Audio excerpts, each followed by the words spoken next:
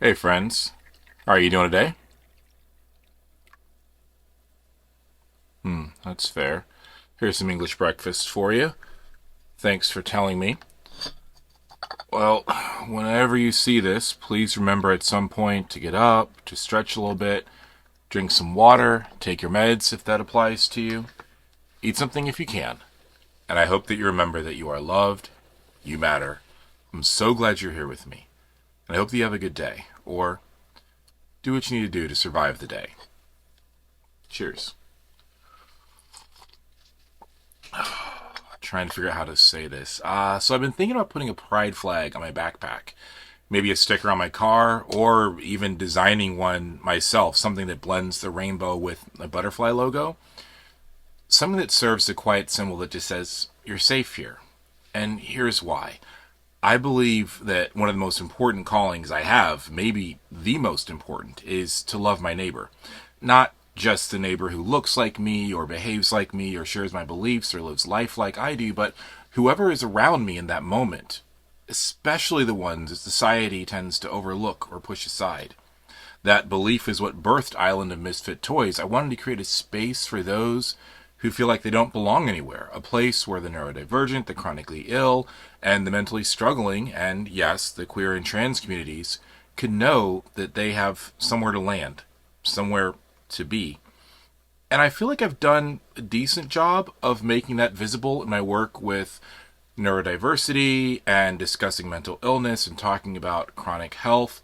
But I've been realizing that there's another group that needs that same kind of intentional welcome, the LGBTQIA plus community. A few weeks ago, I posted a TikTok, actually a few days ago, stating clearly that LGBTQIA plus folks are welcome in my spaces, online spaces, and I want that message to extend beyond the digital. I want people to know at a glance that they're safe around me, that they're seen, that they belong. This is where it gets complicated because I don't really talk about this, but I'm also a Christian. And I struggle with that. Not with my faith, but with what faith communities have become in this country.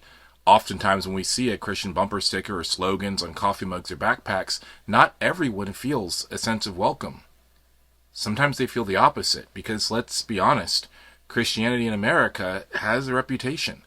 Not because of Jesus, but because of how loudly and proudly some churches have aligned themselves with exclusion, nationalism, and harm, especially towards people of color, queer people, immigrants, and that message has been of the cross has been warped when it comes to marginalized folks, and it doesn't always represent peace and salvation. For many, it represents pain, and that breaks my heart because I don't really need to draw Christians to me. I don't need to recruit people who are already comfortable, whose life is good. I want to be a place of refuge for those who have been pushed out, for those who are hurting, for those who are searching for safety, for a safe place, who are exhausted of trying to prove that they are worthy of love every day.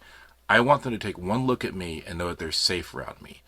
But I find myself getting caught between worlds. I want to be a bridge between the wounded and the faithful. I want the marginalized to recognize me as someone who stands with them, but I also want to stay in good standing with fellow believers, my friends and family who are Christians.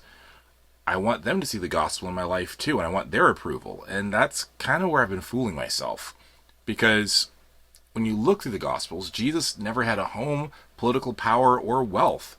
He said that those who were hurting were the ones who needed a doctor, not those who were well. He went to those that others had written off. And for that, wasn't treated well. Maybe that's the cost of love. Maybe to truly stand with the marginalized, I have to be willing to become marginalized myself, to be misunderstood, even rejected by the very people who claim the same faith that I do. If a patch on my backpack or a sticker on my car helps someone feel seen, even for a moment, then maybe that's worth it. You know, it's more than just decoration. Maybe it's a tiny act of rebellion against fear, a small banner that says, "You matter, you belong." And maybe that's one of the most Christian things I can do. I don't know. What do you think? I know this is a controversial topic, and I know there are very strong opinions on both sides, but I do want your thoughts. whether you are a believer or whether you belong to the LGBTQIA plus community. What do you think? Am I like being naive? Am I being ridiculous? Am I way off base? Let me know. As always, I do want to hear your thoughts and your stories. Alright, friends. It's time for your next adventure. I'll miss you.